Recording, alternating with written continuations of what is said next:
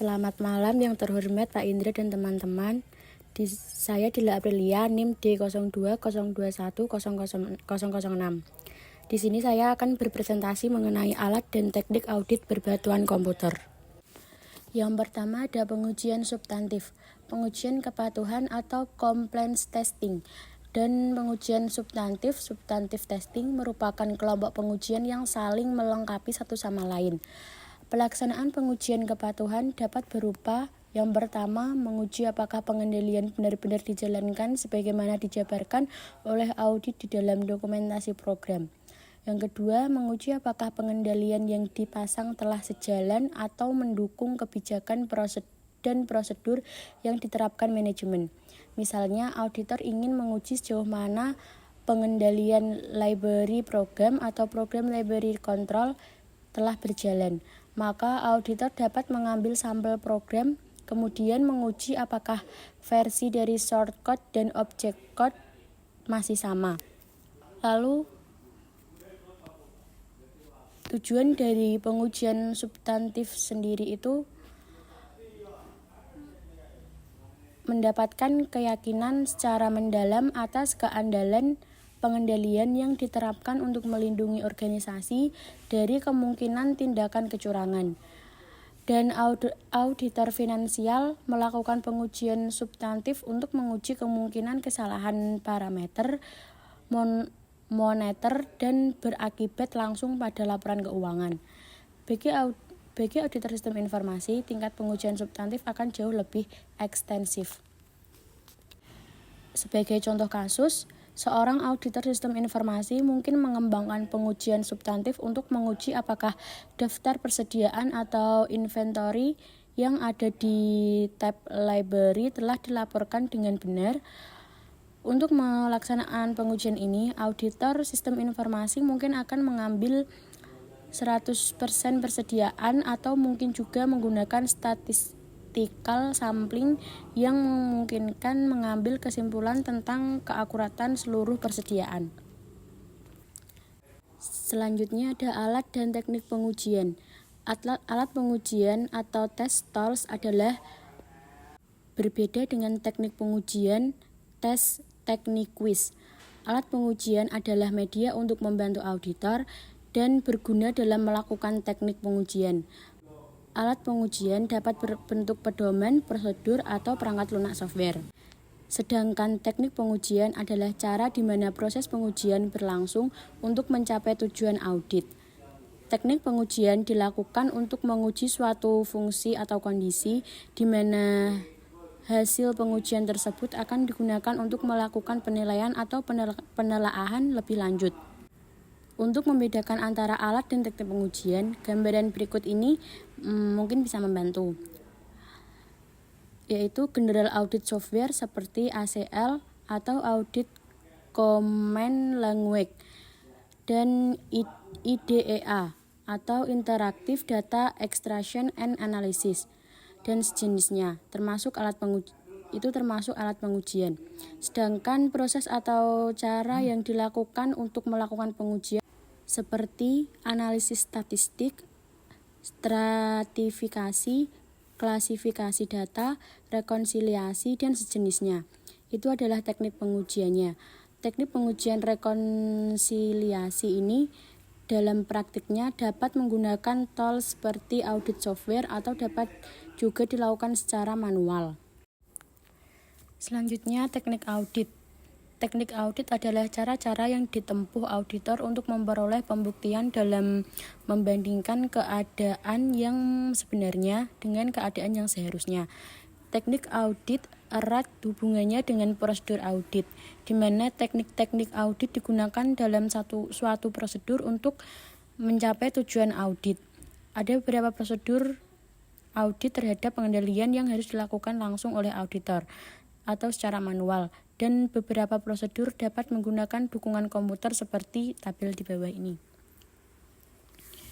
Yang pertama, bidang pengendalian yang diaudit. Yang pertama, perencanaan organisasi, IT, plan, dan organisasi. Dengan menggunakan manual, bukti audit, dokumen planning, memo rapat.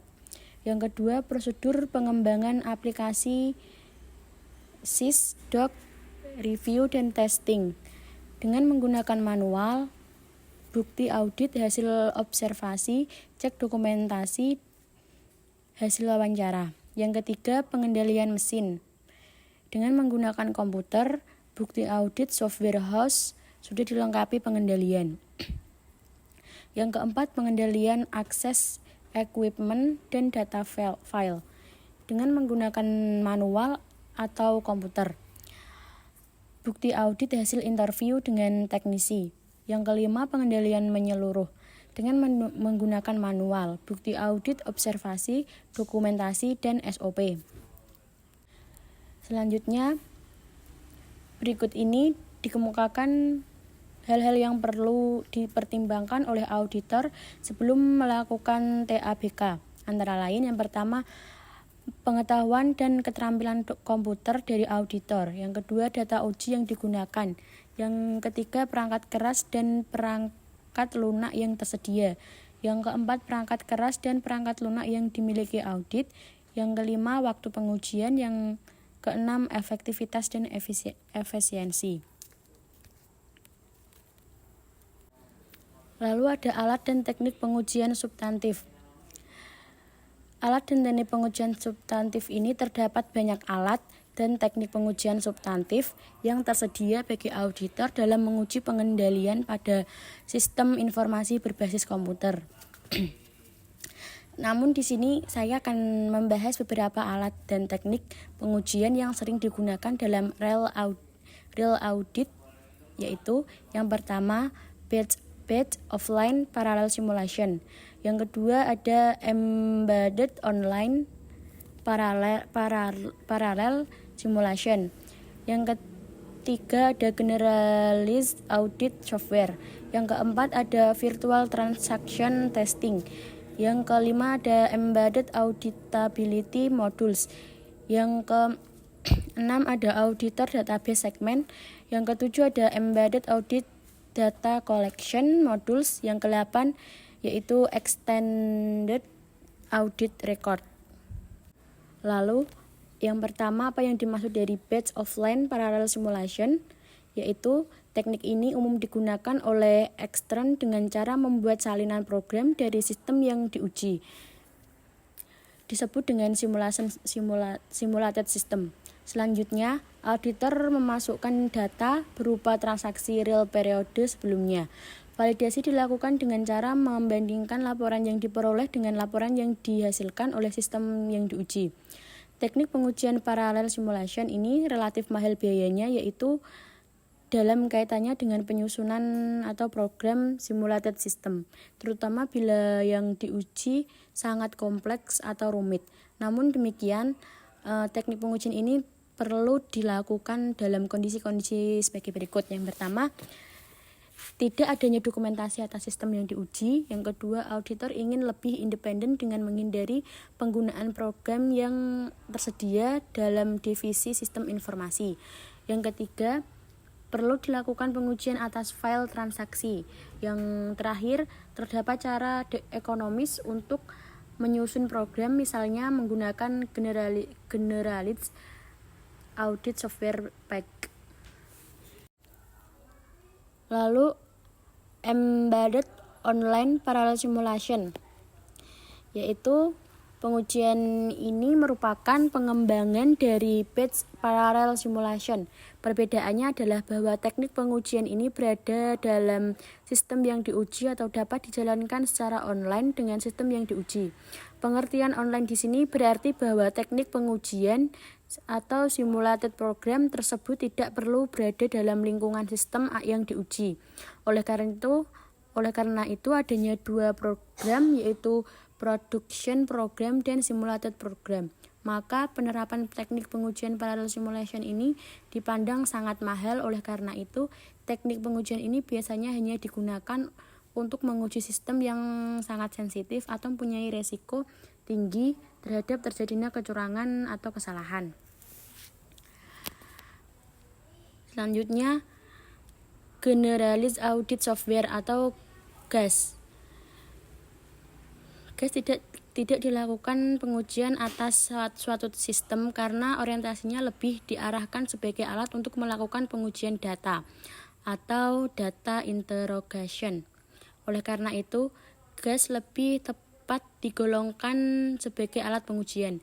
Misalnya, seorang auditor menulis program parallel simulation dengan menggunakan GAS. Program bahasa komputer yang digunakan tersebut merupakan alat pengujian, sedangkan parallel simulation adalah teknik pengujian. Dibandingkan dengan higher-level language, suatu generalist audit software lebih mudah dipelajari dan lebih sederhana. Teknik pengujian ini biasanya mempunyai fasilitas yang dibutuhkan auditor seperti random sampling, membandingkan file, mengurutkan soft record, menguji urutan dan duplikasi, atau sequency and duplicate record, memilih extract record, konfirmasi, serta statistik. Secara singkat, fungsi-fungsi yang biasanya dilakukan secara manual oleh auditor dapat ditulis programnya dengan menggunakan GAS ini. Lalu Virtual Transaction Testing atau VTT. Dengan teknik pengujian ini, pengujian sistem ini dilakukan dalam partisi yang berbeda dengan sistem yang diuji. Oleh karena itu, sebelum melakukan pengujian, auditor harus mengcopy sistem yang diuji ke dalam partisi yang berbeda, serta memberikan nama yang berbeda. Selanjutnya, auditor juga membentuk database untuk melakukan pengujian dengan menggunakan instruksi tertentu atau job control language. Sistem yang ada pengolah transaksi dari terminal auditor ke database pengujian dan memproses transaksi rutin atau production transaction ke database rutin production database. Dengan prosedur ini, tidak ada kekhawatiran bahwa transaksi pengujian tercampur dengan transaksi rutin, sehingga auditor bebas melakukan pengujian. Lalu, Embedded Auditability Modules. Sebelum pengujian dengan teknik ini dilaksanakan, auditor membuat suatu kriteria tertentu tentang data terkini yang ingin diujinya, dan memasukkan kriteria tersebut ke dalam modules yang dirancangnya. Perancangan dapat dilakukan oleh auditor sendiri ataupun dengan bantuan teknisi. Kemudian melalui proses screening dengan memanfaatkan program produksi rutin, dipilih oleh modules tersebut setiap transaksi yang memenuhi kriteria, dan disimpan dalam file tersendiri untuk dilakukan analisis lebih lanjut oleh auditor. Kriteria yang dipilih dapat berupa besarnya nilai transaksi sampai dengan jumlah tertentu dalam sistem pembelian dan sistem penjualan. Pemberian suku bunga deposito di atas suku bunga yang berlaku bagi nasabah umum dalam sistem perbankan, dan pemberian diskon penjualan di atas ketentuan, dan sebagainya. Lalu auditors database segment. Dalam teknik pengujian ini, segmen database ditambahkan ke database yang ada, semata-mata digunakan untuk keperluan auditor. Hal ini dilakukan dengan pertimbangan bahwa auditor, seperti halnya pemakaian sistem lainnya, mempunyai hak dan keperluan untuk menetapkan elemen datanya sendiri. Sistem harus dirancang sedemikian rupa sehingga data auditor tidak digunakan oleh sistem yang reguler. Dengan kata lain, data yang ada di database auditor tersebut hanya dummy data. Lalu Embedded Audit Data Collection Modules atau EADCM. Dalam teknik EADCM, auditor merancang suatu modus program dengan fungsi mengumpulkan data audit untuk digunakan di masa yang akan datang. Jenis data, saat pengumpulan data, dan jumlah data yang dikumpulkan dapat bervariasi, tergantung dari jenis sistem, tujuan audit, dan tingkat kesulitan pengumpulan data yang reliable. Terdapat beberapa keuntungan yang diperoleh dengan menggunakan teknik EADCM, yaitu data yang diperoleh dapat berupa data terkini, sehingga integritas data dapat lebih diandalkan bila direncanakan dan dirancang dengan baik. EADCM akan memberikan data audit yang dibutuhkan sehingga akan menghemat waktu audit. Data yang diperoleh dapat disimpan dalam jangka waktu yang sangat lama tanpa tercampur dengan data lainnya, sehingga tidak mengganggu retensi file.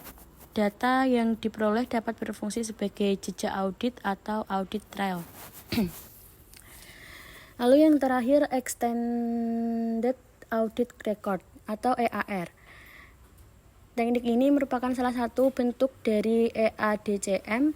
Dalam teknik ini, informasi yang dikumpulkan adalah berupa data tambahan yang hanya diperlukan oleh auditor, sehingga disebut dengan extended. Semula sistem ini berkaitan dengan flat file yang disimpan dalam magnetic tape. Sejalan dengan perkembangan ke sistem yang lebih canggih, flat file tidak digunakan lagi dalam database. Dalam sistem ini, informasi tambahan dapat dikumpulkan dan disimpan dalam suatu file terpisah. Oleh karena itu, teknik ini akan lebih tepat disebut audit referensi ref of extended record. Selanjutnya ada memperoleh program komputer audit. Ada 3 pendekatan yang dapat digunakan untuk mendapatkan program komputer yang cocok digunakan untuk mengevaluasi dan menguji rekod, yaitu yang pertama, program yang ditulis oleh klien sendiri. Yang kedua, program yang ditulis oleh atau dengan pengawasan auditor. Yang ketiga, program audit yang digeneralisasi. Lalu, apa itu program yang ditulis oleh klien sendiri? Seringkali analisis yang diperlukan auditor juga bermanfaat bagi klien. Oleh karena itu, klien dapat menulis program komputer untuk diri sendiri atau menyediakan program tersebut jika auditor meminta analisis dan menggunakannya untuk keperluan internal. Lalu, apa itu program yang ditulis oleh atau dengan pengawasan auditor? Auditor menggunakan program audit yang dibuat sendiri sesuai dengan kebutuhan. Tentunya dapat bekerja sama dengan programmer untuk membuatnya. Program audit komputer ini dibuat untuk melaksanakan aktivitas audit. Secara umum ada 5 aspek pengembangan program audit komputer.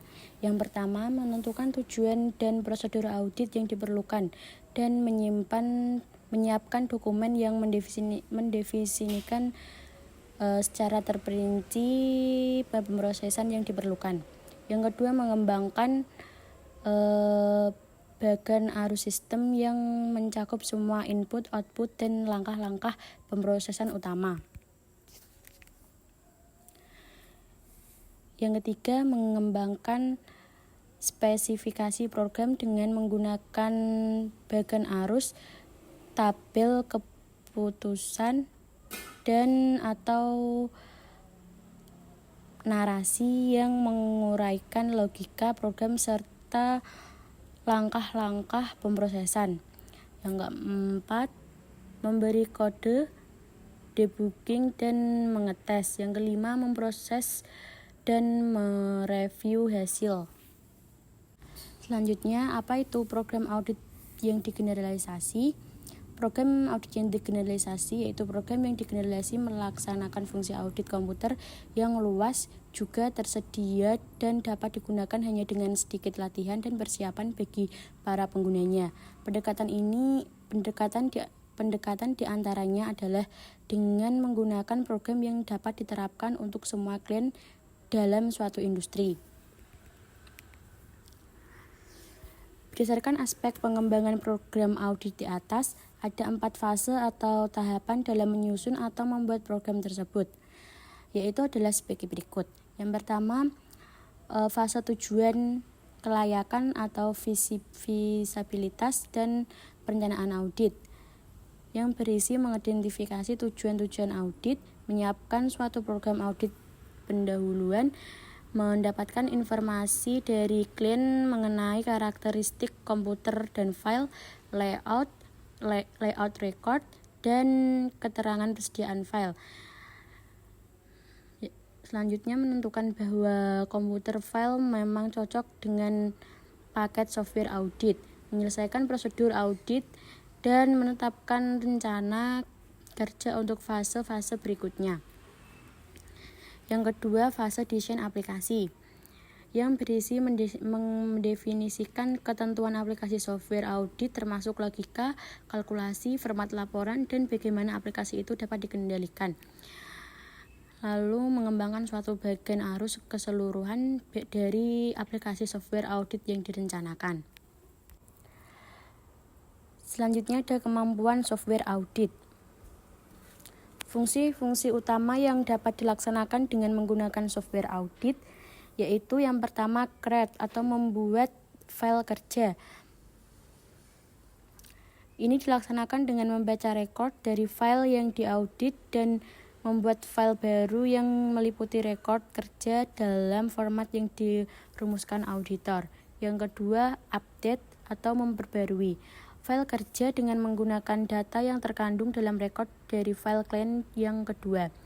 Yang ketiga, summarize atau mengikhtisarkan rekod kerja dengan memproduksi rekod ikhtisar yang berisikan total data yang terdapat dalam file record terperinci.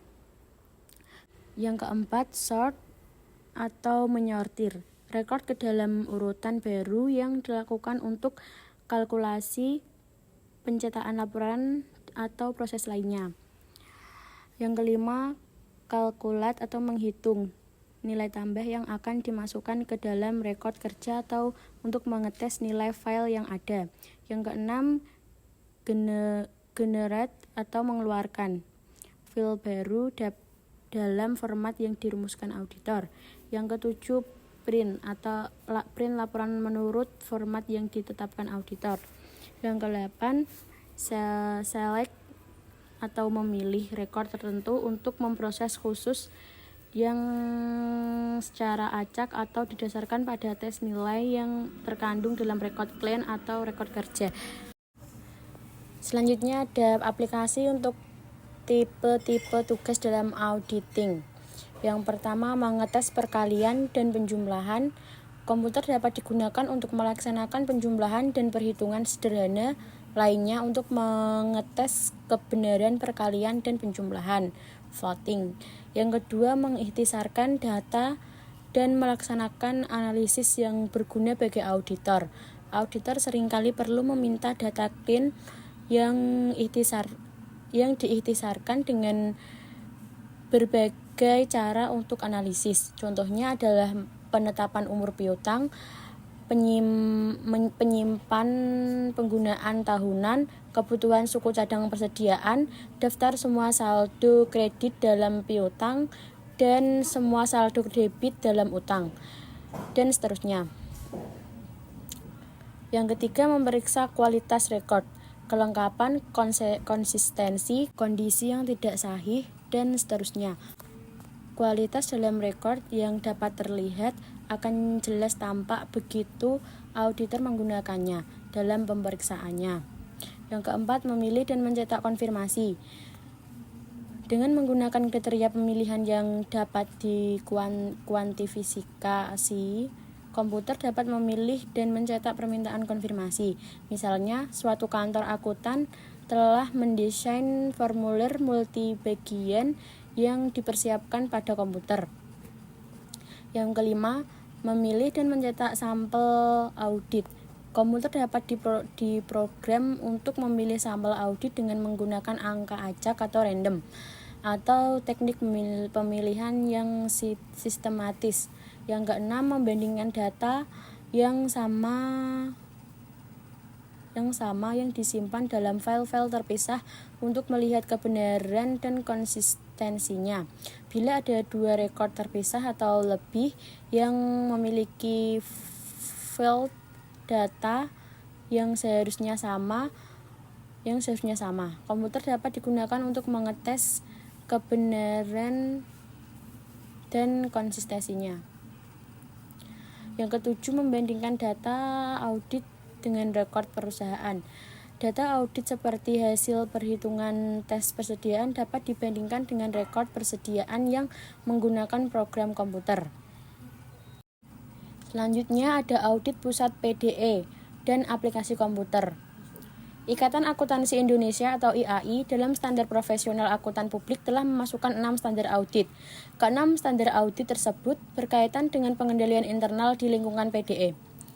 Teknik audit berbatuan komputer atau TABK, audit dalam lingkungan, dan 3 standar yang berkaitan dengan lingkungan PDE, yaitu untuk komputer mikro, sistem online, dan sistem database. Selanjutnya, perbedaan prosedur audit antara audit konvensional dengan audit PDE sebagai pengaruh komputer terhadap auditing, yaitu akibat audit pengolah datanya menggunakan komputer, maka menimbulkan beberapa hal yang sebelumnya tidak terjadi pada konvensional. Pengaruh komputer terhadap auditing mencakup audit sekitar komputer atau audit around the computer. Yang kedua, audit melalui komputer atau audit through the computer. Yang ketiga, audit dengan komputer atau audit with the computer. Selanjutnya, perencanaan audit. American Institute of Certified Public Accountants atau AICPA dalam SAS 48 menyebutkan bahwa auditor harus mempertimbangkan metode yang digunakan oleh audit dalam mengelola data akuntansi. Karena metode pengelolaan data akan memengaruhi rencana sistem akuntansi dan sifat prosedur pengendalian akuntansi. SAS 48 menyebutkan tentang perlunya auditor untuk menilai pengaruh PDE, sehingga auditor harus mempertimbangkan yang pertama cakupan penggunaan komputer dalam pengolahan data akuntansi, yang kedua tingkat kompleksitas aplikasi komputer satuan usaha yang diaudit termasuk penggunaan pengolahan data oleh pihak ketiga. Yang ketiga, struktur kegiatan pengolahan data. Yang keempat, ketersediaan data baik dalam bentuk file atau bukti fisik lainnya. Yang kelima, penggunaan TABK untuk meningkatkan efisiensi pelaksanaan prosedur audit. Sekian dan terima kasih. Jika ada yang ditanyakan bisa tulis di kolom komentar. Terima kasih.